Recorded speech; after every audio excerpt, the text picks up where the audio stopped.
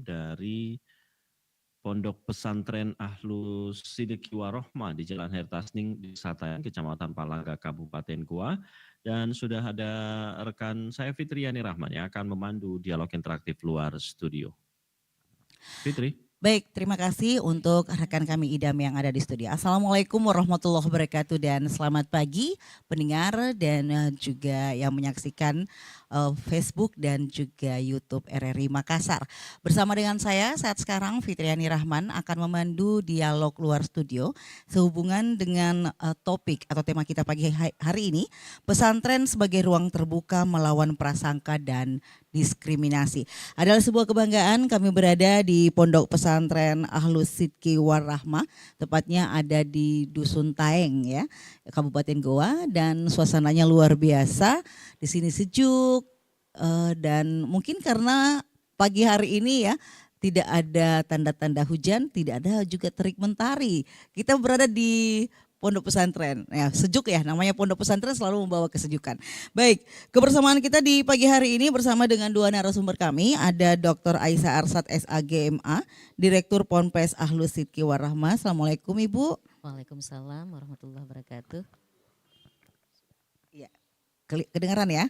Baik, dan bersama dengan juga Bapak Mayor CAJ Mirwan Embas SAG MSI selaku Ketua Lembaga Dakwah Kodam 14 Hasanuddin. Assalamualaikum Pak. Waalaikumsalam warahmatullahi wabarakatuh. Iya, kalau kita berbincang tentang pondok pesantren, selalu saja yang ada adalah sebuah tempat pendidikan yang mengajarkan banyak hal-hal baik, tentunya membentuk karakter ya dari peserta didik kita. Kita bisa mengawalinya dulu dengan Ibu Aisyah Arsad nih. Ini kan dianggap pesantren sebagai tempat pendidikan, edukasi. Nah tentunya juga kita ingin mengenal pondok yang ada sekarang.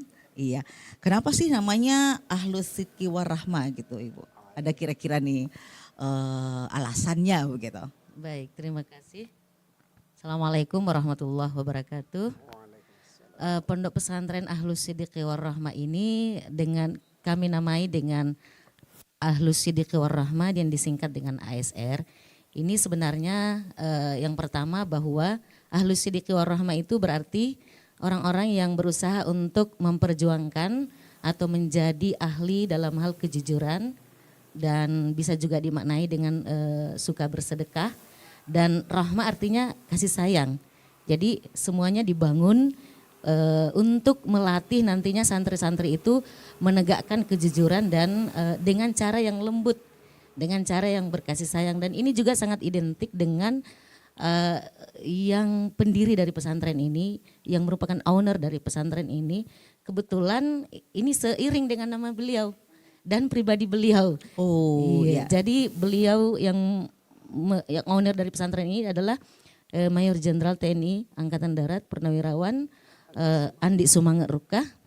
Jadi disingkat ASR. Jadi pesantren ini pun juga kami cocok ini ASR, Ahlus Sidiki Warahmah. Kebetulan beliau juga memang sangat senang bersedekah dan sangat lembut di dalam mengayomi masyarakat. Iya, jadi ini juga menjadi satu alasan ya. Kemudian ada suasana yang lembut di sini, begitu ya. Mungkin pelayanan orientasinya kepada servis ya, Bu ya. Iya. Nah, lebih jauh lagi nih. Sebenarnya pesantren ini sejak kapan sih ada, Bu? Kalau sebenarnya keberadaannya ini baru saja kami bertemu dengan beliau dan mencanangkan dengan nama pesantren tersebut itu di tanggal 19 September tahun 2023 di kediaman beliau di Kendari, dan baru bulan Juli ini akan menerima santri baru. Dan insya Allah pesantren ini tidak hanya akan mengakomodir santri-santri yang akan belajar dalam hal ini, yang kami buka itu baru yang setaraf SMP. Kami juga akan melayani santri-santri yang dari masyarakat yang ingin belajar. Makanya itu kami setiap bulan rencananya di samping pembelajaran formal ada kegiatan kepesantrenan, ada juga nanti kegiatan yang untuk masyarakat. Misalnya kegiatan parenting untuk para orang tua santri, kemudian pengajian bulanan untuk masyarakat sekitar. Iya, jadi ini sebenarnya mengajak partisipasi masyarakat menjadi bagian dari pesantren ini, Bu Betul, ya. betul. Iya, menarik. Sebentar kita tahan dulu. Soalnya ada cowok cakep sendiri.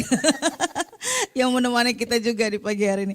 Baik, bersama dengan Bapak Mayor C.A.J. Mirwan Embas SAG MSI sebagai Ketua Lembaga Dakwah Kodam 14 Hasanuddin. Ini heran juga mungkin ya, kenapa sih ada dari Kodam? Oh, kita perlu tahu. Apa sih latar belakangnya sih Pak? Kemudian menjadi bagian, apakah karena ketua yayasan tadi adalah mantan panglima kita atau seperti apa nih Pak? Baik, terima kasih Bu. Assalamualaikum warahmatullahi wabarakatuh. Jadi pondok ini sebenarnya adalah milik negara tadinya, sebelumnya adalah milik satu yayasan yang kemudian diambil alih oleh negara dan kemudian negara melelang. Saat itu Bapak Majen TNI Andi Sumangaruka, Bapak SR menjabat sebagai Pangdam 14 Hasanuddin. Kemudian saya selaku ketua lembaga dakwah di Kodam, itu mengajak beliau untuk ke tempat ini dan mendiskusikan tentang bagaimana rencana ke depan. Alhamdulillah dari awal beliau ingin bahwa ini pondok tetap berjalan karena sebelumnya ini pondok Bu, lalu kemudian berhenti, dicabut izinnya. Maka kemudian ya karena itu tadi yang disampaikan Bu Aisyah, beliau itu punya rasa yang sangat lembut dan seterusnya, berpikir bahwa pondok ini harus jalan. Nah kemudian yayasannya beliau membeli, lalu kemudian tekad beliau harus jadi pondok kembali.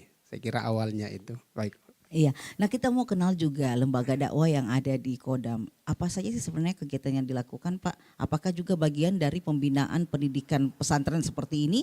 Ataukah ada kegiatan lain Pak? Gitu.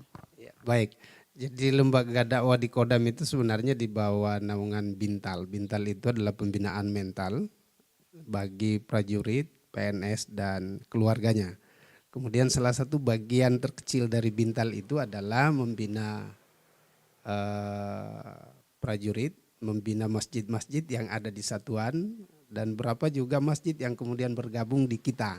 Intinya sebenarnya pembinaan keluarga, tetapi karena ini masjid itu kan berbaur dengan masyarakat sehingga kemudian ya alhamdulillah kita secara otomatis itu terlibat dengan masyarakat. Salah satu tugasnya memang melakukan kerjasama saya kira. Nah kebetulan kami menjadi bagian dari pondok ini.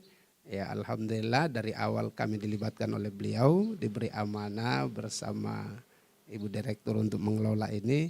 Sehingga kemudian kita melakukan kerjasama. Kemarin beliau Ibu Direktur ini kami minta untuk memberikan kajian tafsir di Kodam kebetulan terhadap mubalik Kodam. Alhamdulillah kemarin. Iya. Iya, jadi juga ini pendengar perlu tahu ya Pak Mirwan Embas ini wakil direktur ya Pak ya untuk pondok pesantren ini. Nah kalau kita ingin mengenal lebih jauh tentang keberadaan pesantren, kalau tadi Bu Aisyah nih, tentunya staf pengajar juga harus punya mindset yang sama terhadap pengelolaan pesantren itu sendiri. Di antaranya seperti kelembutan, terus bagaimana service oriented yang akan diberikan kepada anak-anak. Nah sesungguhnya desain kurikulum yang akan terbangun di sini otomatis ya dari secara nasional ada, tetapi bagaimana mendesain untuk kurikulum lokal Bu? Ya, baik. Untuk pesantren ini kebetulan kami insya Allah akan berada di bawah naungan dua kementerian, Kementerian Pendidikan Nasional dan Kementerian Agama, sehingga kurikulum yang akan kita terapkan ada dua, kurikulum SMP dari Kemendiknas dan kurikulum pesantren dari Kemenak. Nah untuk bagaimana integrasinya dengan muatan-muatan lokal, di sini nanti akan kami buka ekskul dan beberapa program-program yang akan mengakomodir nilai-nilai kearifan lokal setempat. Misalnya dalam bidang seni, kita mungkin akan melestarikan budaya-budaya penyambutan dalam tradisi Makassar dan lain-lain.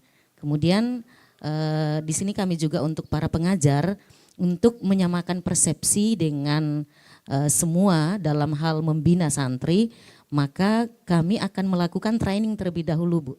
Jadi trainingnya itu antara lain terkait dengan insya Allah nanti hari Sabtu, Ahad, tanggal 18-19 kami akan mentraining guru-guru kami dan staf terkait dengan bagaimana sistem administrasi dan bagaimana pembuatan modul pembelajaran di pesantren. Kemudian insya Allah pada bulan 6 kami akan fokus melaksanakan focus group discussion untuk mengundang para ahli, dalam hal ini ahli tentang kepesantrenan, yang ahli tentang pendidikan dan termasuk psikolog, untuk mentraining guru-guru kami. Kemudian insya Allah setelah itu kami akan training guru-guru kami TOT terkait dengan terutama kedisiplinan. Jadi kebetulan saya juga aktif sebagai trainer kerjasama PSGA UIN Alauddin Makassar dengan UNICEF untuk program menuju pesantren ramah anak. Makanya konsep kami di sini itu pesantren ramah anak. Maka insya Allah sebelum nanti santri masuk akan diadakan asesmen psikologi, istilahnya check up kepribadian awal, dan itu menjadi database bagi para guru yang ada di pesantren untuk mengenali lebih awal para santri ini. Jadi misalnya karakternya seperti apa, karena anak-anak ya namanya juga anak remaja ya, tumbuh kembang itu sangat-sangat penting, dan kami di sini berusaha untuk image pesantren itu kekerasan, itu kami berusaha untuk meminimalisir. Misalnya contoh konkretnya itu kami coba mengusung, insya Allah akan kami gunakan disiplin positif yang sudah dirancang oleh UNICEF untuk kami terapkan di pesantren kami dengan meminimalisir segala bentuk hukuman fisik. Jadi lebih kepada edukasi. Baik, ini sebenarnya jadi menarik karena kan memang pondok pesantren itu kan selalu sebenarnya harusnya menyejukkan. Tapi banyak sekali pemberitaan yang muncul yang dilakukan oleh oknum-oknum tertentu. Nah tadi kan sudah dibahasakan bahwa kita akan mengalami suasana yang anti kekerasan. Ya, ini jadi kita mencoba menarik dari topik kita juga di kesempatan pagi hari ini bahwa bagaimana kemudian ini menghilangkan prasangka kita terhadap pesantren. Nah, adanya langkah-langkah diskriminasi yang bisa saja muncul gitu ya. Nah tadi Ibu sudah menyampaikan bahwa ternyata ada upaya untuk pemahaman yang sama untuk anti kekerasan dan ramah anak gitu ya. Ini saya ke Pak Mirwan dulu nih, Pak Mirwan. Mungkin juga karena masih bagian dari abdi negara yang aktif Pak Mirwan ya. Ini kan sudah sering juga nih Pak Mirwan mendengarkan bahwa pesantren itu selalu disematkan kadang-kadang ya memunculkan karena banyaknya kejadian sehingga dianggap sebagai satu sumber munculnya radikalisme dan sebagainya. Kira-kira seperti apa sih pendapatnya Pak Mirwan sendiri melihat kondisi yang ada sekarang? Baik, jadi negara kita khususnya Indonesia karena kita adalah dominan umat Islam sehingga kemudian ketika ada oknum yang melakukan itu lalu kemudian di-frame bahwa Islam itu adalah teroris, mohon maaf ya. Sebenarnya kalau kita melihat ini dari negara-negara yang memiliki power dalam hal informasi. Sebutlah misalnya Amerika. Amerika itu kita kenal bahwa seluruh masyarakat Amerika betul-betul sangat tidak mengerti tentang Islam. Mereka memahaminya tentang Islam itu 4 hal. Yang pertama dianggap bahwa Islam itu bukan agama universal. Lalu kemudian Islam itu mengungkung hak-hak perempuan, Islam itu suka perang, dan yang terakhir adalah Islam itu adalah terorisme. Dan itu dipahami mulai dari kecil sampai orang-orang yang sudah mau meninggal. Sampai kemudian kejadian peristiwa pengeboman kan tahun 2001, mereka baru kemudian semua orang Amerika memahami bahwa pelakunya itu adalah teroris Islam. Tetapi karena mereka adalah negara maju, dia tidak ingin mendapat informasi dari media. Dia ingin memastikan apakah di dalam kitab sucinya orang Islam itu ada anjuran atau pembolehan pembunuhan. Mereka dikagetkan karena dalam surah Al-Quran. Jadi mereka membaca Al-Quran tuh Bu. Mereka di Amazon.com menurut Imam Syamsi Ali, ya bahwa itu Al-Quran habis. Mereka betul-betul membaca dari halaman pertama sampai terakhir. Sampai kemudian mereka menemukan bahwa man qatala nafsan bighairi nafsin aw fasadin fil ard faka'annama qatalan nasa jami'a. Siapa yang membunuh satu jiwa, maka sesungguhnya dia telah membunuh seluruh jiwa, bukan hanya manusia, seluruh jiwa. Dan kemudian berikutnya siapa yang memberikan kehidupan terhadap satu orang, maka sesungguhnya dia telah memberikan kehidupan terhadap seluruh manusia. Ini adalah hukum dasar di dalam Islam. Jadi kehadiran pesantren ini untuk memberikan ketegasan kepada kita bahwa sungguhnya ini hanya frame. Kalau kita melihat di Hindu kan yang jadi teroris itu, di India yang menjadi teroris itu kan orang Hindu. Di Irlandia misalnya yang menjadi teroris itu adalah Katolik, mohon maaf ini.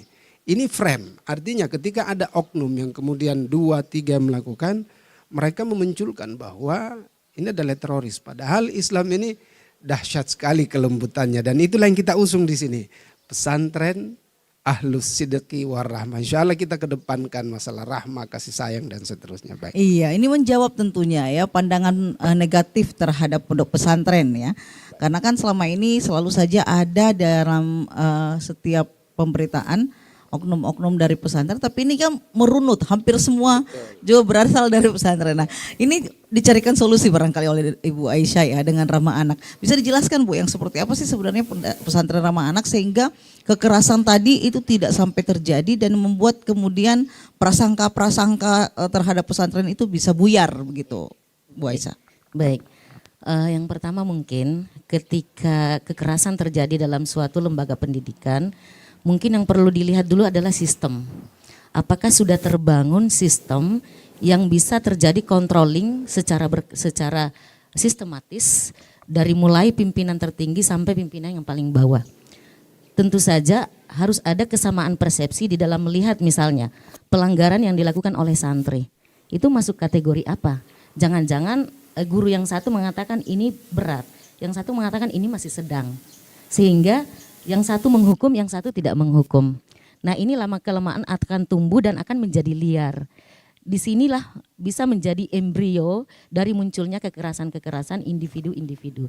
Saya kira hampir semua pesantren itu tidak ada yang membangun sistem yang kemudian berakhir pada kekerasan, tidak. Tetapi ini sudah pasti dilakukan oleh oknum-oknum tertentu. Tetapi ini sangat rawan terjadi karena pesantren itu kan 24 jam berada dalam pengasuhan. Jadi ibaratnya dia pengganti orang tua begitu. Ketika ada anak yang ngambek, ada anak yang mojok istilahnya. Ya tentu saja kadang-kadang ini kalau mojoknya semakin lama semakin sering, ini kan bisa menjadi penyakit. Dan ini kalau tidak diperhatikan oleh guru dan sebagainya, ini kan harusnya kan orang tua hadir di situ biasanya, anak-anak, apalagi anak remaja yang baru tumbuh kembang. Nah, oleh sebab itu, maka yang paling urgen menurut saya, guru yang membina di setiap asrama itu bebannya jangan terlalu berlebihan. Ini juga yang barangkali kalau saya melihat dalam beberapa sistem yang ada, itu kadang satu guru membina sampai 50 orang misalnya. Itu terlalu berat. Ini yang bikin stres gurunya Iya, juga ya? Gurunya juga, iya. Anak kita saja, saya misalnya Bu, anak saya 2 orang di rumah. Kalau ada anak 2 orang di rumah 24 jam dalam pengawasan kita, kadang-kadang itu berdiri rambut. Stres ya Bu Stres. ya, jadi memang pengelolaannya juga termasuk ada pengelolaan emosional. Betul. Iya. Nah, inilah yang kami kedepankan Bu di sini bahwa pembinanya dulu ini kita berikan edukasi tentang bagaimana sih pendidikan emosional, terutama mengenali remaja dulu. Apalagi guru-guru yang kami rekrut ini kebetulan kayaknya masih muda-muda, iya masih fresh, fresh graduate rata-rata mereka. Baik, ya menarik ini. Nah untuk Anda juga jika ingin ikut berpartisipasi silakan ke nomor telepon 0821 33339440 atau sekali lagi ya di 0821 33339440. Bu, ini kan juga sekarang lagi rame nih bullying ya. Bullying. Perundungan yang kayaknya sudah seperti benang kusut ya. Kadang-kadang sulit di ujungnya di mana gitu ya untuk mencari solusi. Nah, kejadian atau banyaknya kekerasan juga itu kan ada di ruang sekolah malah. Sekolah. Ya, nah apalagi ini kita berharap pesantren bisa menjadi solusi. Tapi kondisi juga kadang ada oknum yang kemudian menjadi pemicu. Nah tidak berarti bahwa di pesantren itu tidak akan muncul perundungan atau bullying.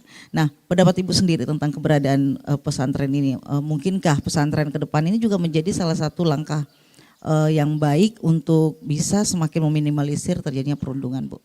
Iya. Salah satu yang dalam beberapa kajian ya tentang perundungan itu yang paling utama bahwa kadang-kadang anak itu tidak mau speak up. Olehnya itu dalam materi TOT kami salah satu materinya itu ada istilahnya anak pelopor dan pelapor. Jadi nanti akan ditumbuh kembangkan kebiasaan anak ketika merasakan sesuatu yang tidak nyaman dan itu berlangsung secara reguler, artinya hari ini perasaannya begitu lagi sampai pekan depan, maka dia harus diajar untuk berani mengungkapkan kepada pembinanya. yang mendampingi dia di pesantren. Karena perundungan terjadi karena anak itu dilihat memang sasaran empuk begitu. Kan biasanya ada nih, kan ada karakter Ini yang persoalan kuat. relasi kuasa ya, Bu, relasi ya. kuasa, betul. Ada nih sasaran empuk kayaknya. Kalau dia dikasih gini kayaknya dia diam-diam saja.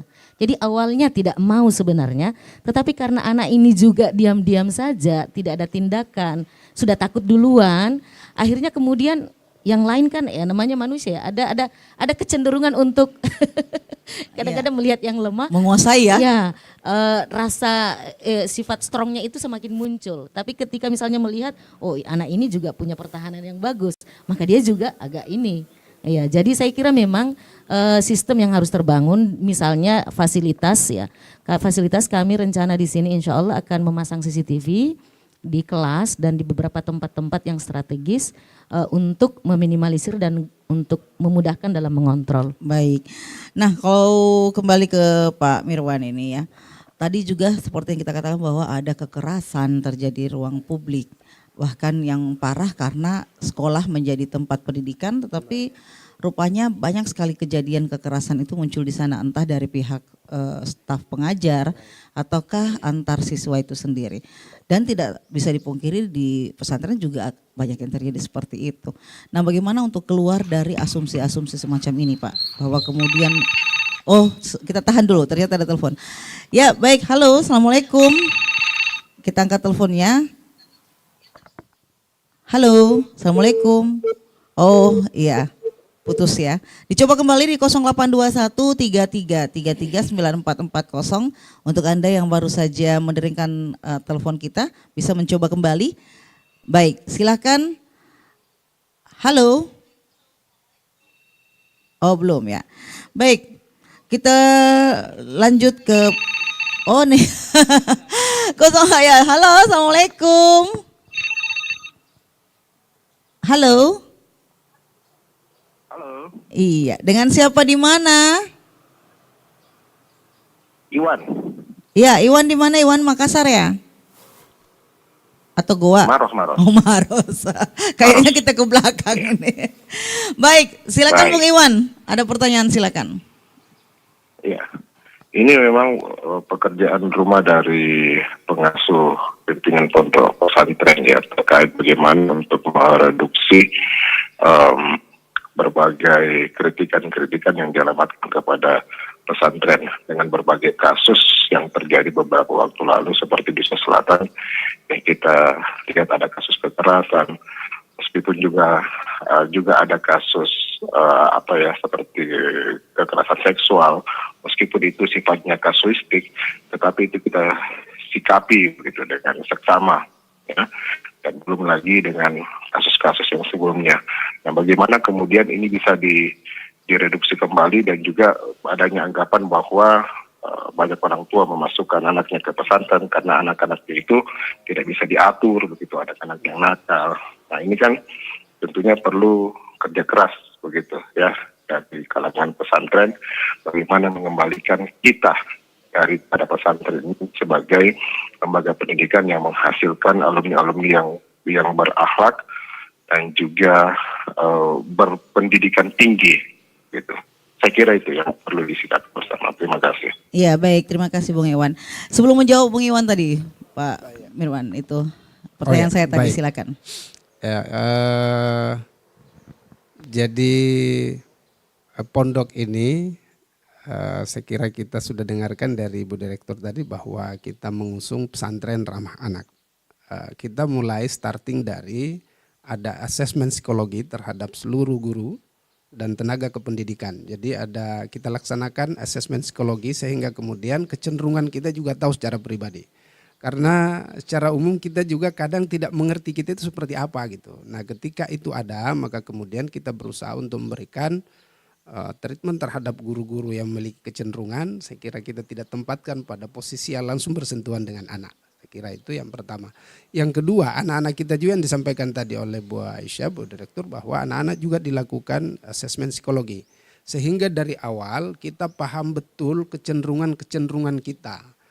Nah, misalnya ada anak yang memiliki kecenderungan agak misalnya dominan, ya kita tidak satukan dengan anak-anak juga yang dominan, karena jangan sampai bisa ribut dan seterusnya. Ya, saya kira itu ya tentang ramah anak, Bu. Ya. Iya, jadi pada dasarnya tadi juga sudah disampaikan juga Bung Iwan mempertanyakan ini kayaknya nyambung ya, Ya, baik. nyambung Lanjut, ya karena ya. kalau dianggap ini bagian dari upaya untuk melepaskan dari Betul. asumsi gitu ya Pak Iya. Mirwan ya. Kemudian dalam beberapa titik termasuk di kamarnya anak-anak untuk putri itu putra putri ada CCTV dan yang mengendalikan itu tentu putri pengasuh putri. Jadi termasuk misalnya sebelum tidurnya pun sudah masuk jam tidur dan mereka masih bermain, nah itu langsung diberikan di melalui mic agar segera tidur. Misalnya kamar satu segera tidur. Itu insya Allah berapa pondok sudah memberlakukan itu sehingga hal positif ini saya kira insya Allah bisa kita berlakukan di tempat kita.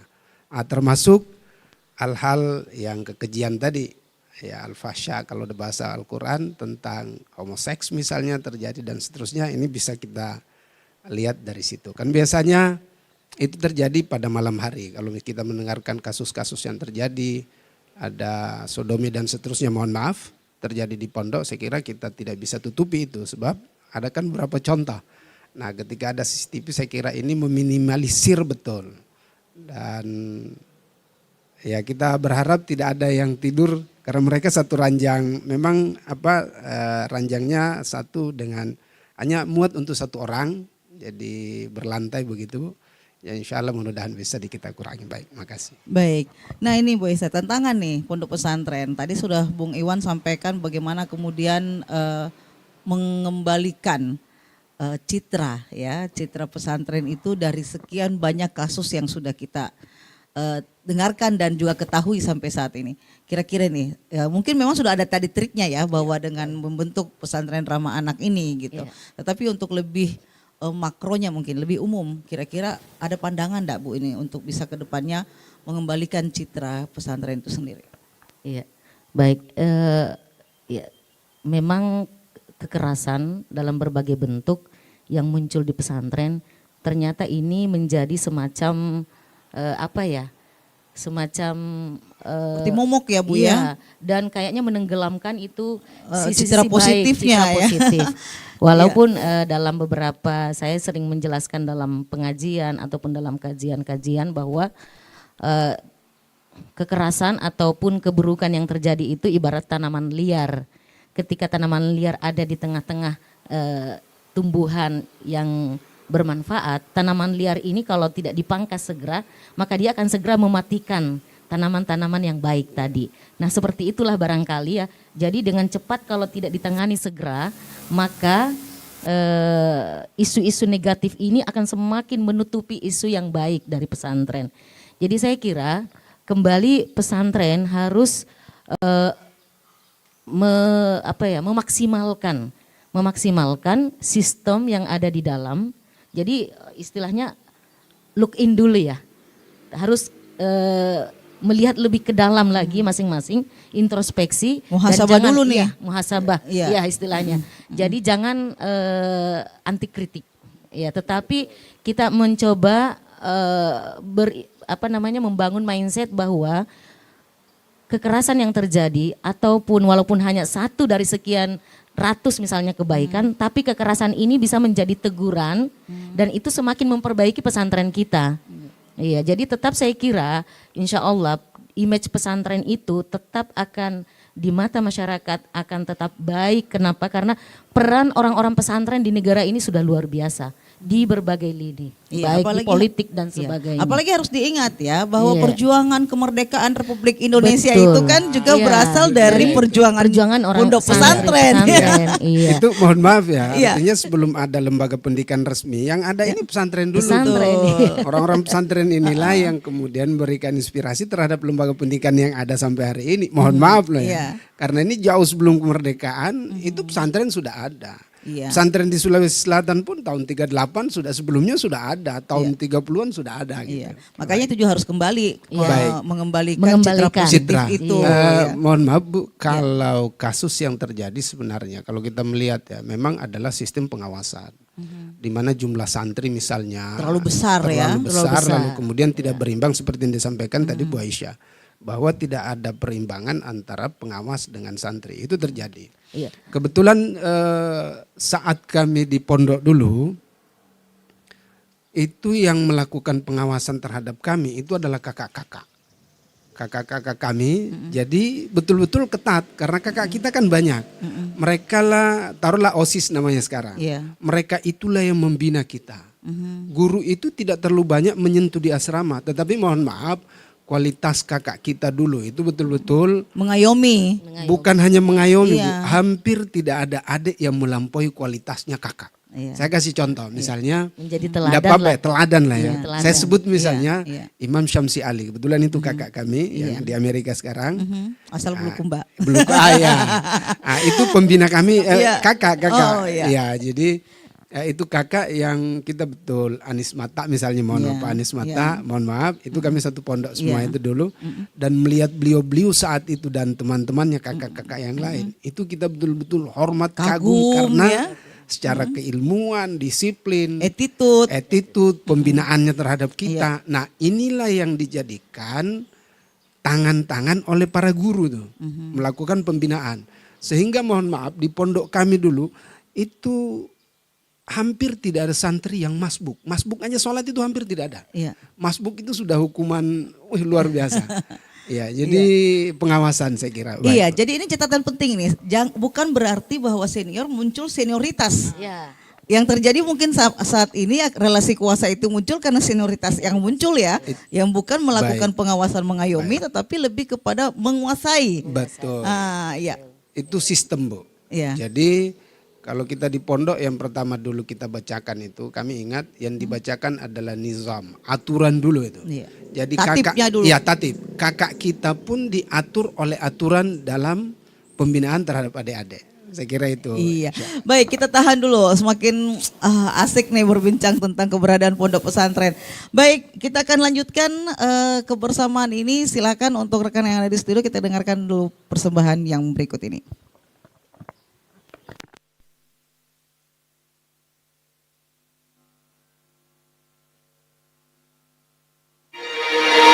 Bersatulah Indonesia, jangan pernah terpecah belah.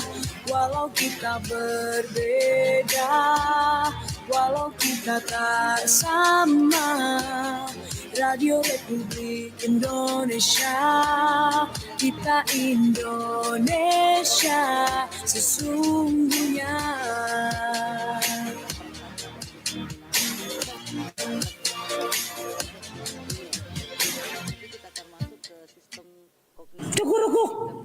Wah, lagi rame. Ikutan ah. 1, 2, 3. I can touch you to the floor. Wow, viral ya. Mau ah. Bisa aja nih channel. Ikutan ah. Belasan siswi sekolah dasar nekat melukai tangannya sendiri demi mengikuti tren di TikTok. Mau ikutan juga? Boleh sih ngikutin konten positif, tapi tidak semua konten harus ditiru kan?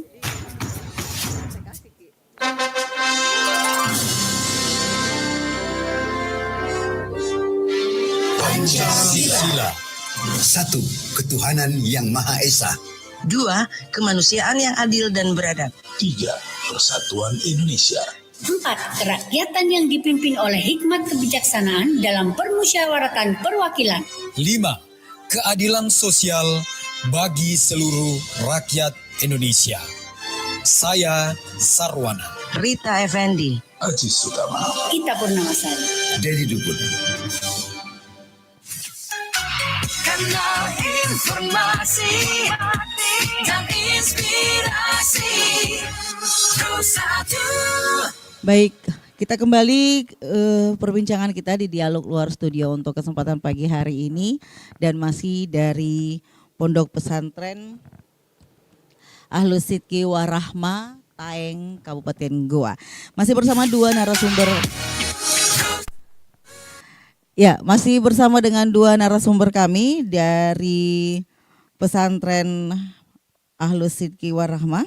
ada Ibu Aisyah Arsad dan juga Mayor CAJ Mirwan Embas SAG MSI.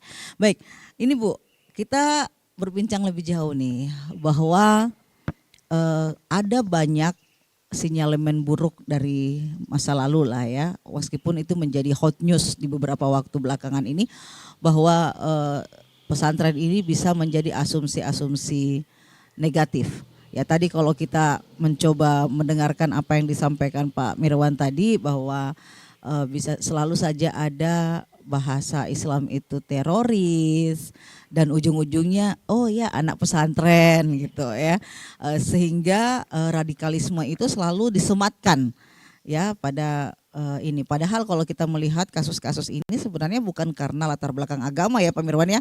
Kalau kita mau kembali ke situ. Nah, bagaimana kemudian pesantren menurut Ibu Aisyah ini untuk mengelola pendidikan yang ada di pesantren untuk keluar dari mindset buruk tersebut? Iya. Jadi berangkat yang pertama adalah benar-benar anak-anak didik kita ini, santri kita dibekali dengan pengetahuan yang komprehensif terkait Al-Quran dan hadis. Karena kalau kita mencari dalam Al-Quran dan hadis itu isinya adalah rata-rata kasih sayangnya luar biasa. Tetapi kemudian ini diinterpretasi oleh oknum-oknum untuk mengambil serpihan-serpihan ayat-ayat saja atau hadis-hadis untuk kepentingan-kepentingan tertentu.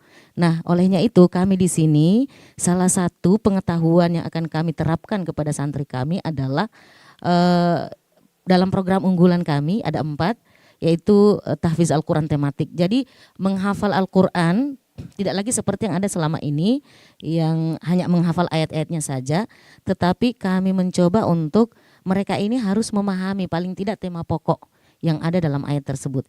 Jadi mereka membaca ayat, menghafal ayat itu ngerti juga isinya. Iya, berarti misalnya soal kasih sayang, iya, ya itu berarti menjadi sendiri lagi. Iya, misalnya menjadi orang bertakwa itu ternyata lebih banyak unsur sosialnya daripada ritualnya. Itu kalau mereka paham ayat. Nah, tetapi kan yang berkembang selama ini masih lebih banyak menghafal Al-Quran itu hanya tahu ayat, tidak ada ilmu isi Al-Quran itu. Nah, itu yang kami salah satu jadikan program unggulan.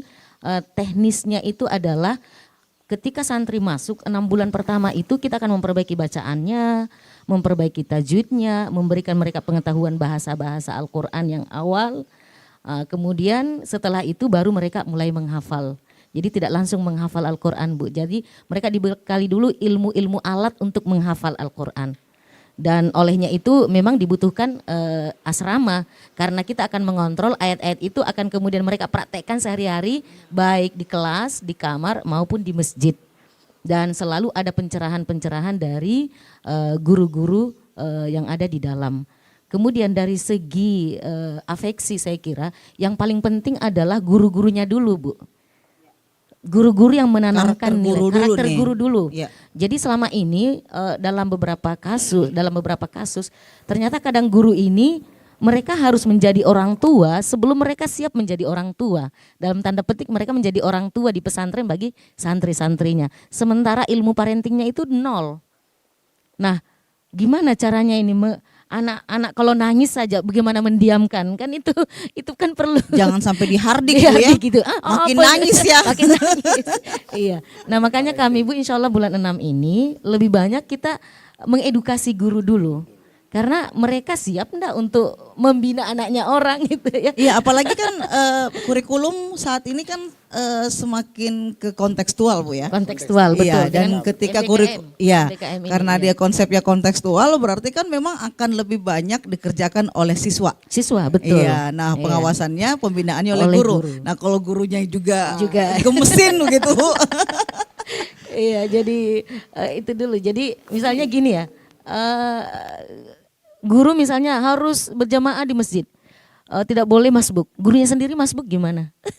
Ya, teladan ya, harusnya teladan begitu. Oke lah, misalnya bisa dipahami kalau misalnya ada kegiatan-kegiatan mendadak, tetapi paling tidak kita harus komitmen di awal dulu bahwa sholat fardu harus dilaksanakan di masjid. Tidak ada satupun yang boleh artinya mengabaikan ini dalam arti kata itu yang utama gitu. Karena menurut kami salat ini yang menjadi pengikat untuk semua kita umat Islam, bahwa kita bersatu di satu waktu gitu. Dan inilah yang dipertahankan, bahwa sholat ini kan diterima oleh Rasulullah ini di tempat yang luar biasa. Artinya maknanya juga luar biasa, terutama di dalam hal membangun karakter. Jadi menurut saya kalau sebuah pesantren sudah mampu mulai dari pimpinan sampai ibaratnya cleaning service sudah bisa sholat berjamaah di masjid bersama-sama, itu sudah pengembangan afeksi yang luar biasa. Kemudian psikomotorik juga situ sudah masuk. Iya. Jadi ada pengembangan yang lebih berkelanjutan. Berkelanjutan, betul. Iya. Kemudian program unggulan kami juga selain tahfiz Al-Quran itu penggunaan bahasa Arab dan bahasa Inggris. Insya Allah untuk bahasa Arab kami sudah ada native speaker. Kebetulan ada mahasiswa saya yang S3 orang Arab, itu akan kami panggil ke sini untuk barangkali dalam 1 pekan itu bisa nginap 2 hari, 3 hari. Sehingga anak-anak langsung berbicara dengan native speaker. Kemudian untuk bahasa Inggrisnya kami juga akan upayakan ada native speaker yang mungkin datang secara berkala saja. Tapi intinya bahwa mereka akan terbiasa di pesantren ini untuk bercakap, karena intinya bahasa bercakap. Berarti mempelajari komunikasi yang baik. Yang baik, gitu, iya. Ya. Mungkin ini bisa menjadi satu solusi juga ya, bahwa kadang-kadang seperti tadi bahasnya Ibu harusnya speak up ya. Harus ada yang speak up. Pandai menyampaikan apa yang tidak nyaman bagi dirinya. Kan anak-anak biasa kan dia kadang di rumah saja Bu ya. Kadang kita anak itu lebih nyaman menyampaikan ke temannya tentang apa yang tidak enak dalam perasaannya ketimbang kepada orang tuanya misalnya. Kenapa? Karena begitu disampaikan kepada orang tua langsung dimarahi, langsung di ini. Nah, ini yang coba kami bangun, gimana caranya supaya pembina itu tidak kelihatan tidak terlalu sangar di hadapan santri. Iya, jadi kayaknya mau mengutip tutor sebaya ya. Iya. Meskipun usianya nggak sebaya. Nggak sebaya. Jadi istilahnya ya pembina atau kita istilahkan di sini musyrif sama musyrifah itu bisa menjadi di satu saat bisa menjadi semacam kakak ya. Tapi di sisi lain mereka tetap seorang guru yang harus dihormati, yang tetap harus ada etika-etika yang harus dijunjung tinggi antara santri dan guru. Baik, aduh menarik sekali. Seandainya semua pondok pesantren berpikir yang sama Bu ya, bahwa dia akan berperspektif anak, itu akan lebih mudah untuk bisa memahami dunia anak gitu ya. Jadi memang dalam visi misi kami Bu, istilahnya santri itu menjadi orientasi kami. Kepentingan santri menjadi orientasi utama.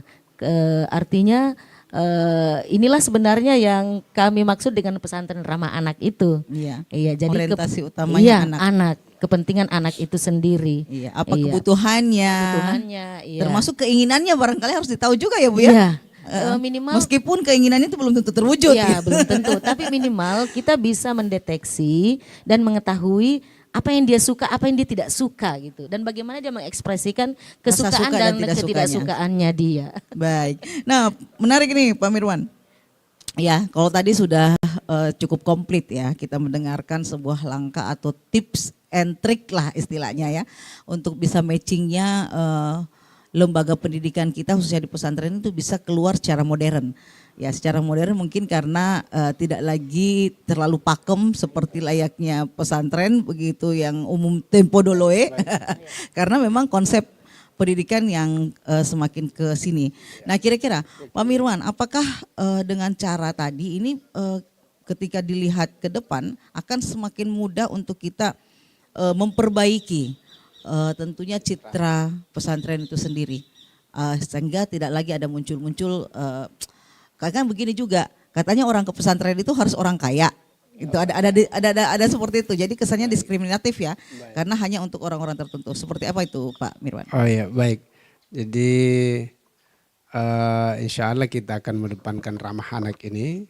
Itu awal kita mempersaudarakan mereka, memberikan pemahaman tentang bagaimana Islam itu, bagaimana rahmah itu, sampai kemudian pada satu titik mereka paham bahwa Islam itu memiliki rasa kasih sayang yang sangat luar biasa. Bukan hanya terhadap sama manusia, terhadap seluruh alam.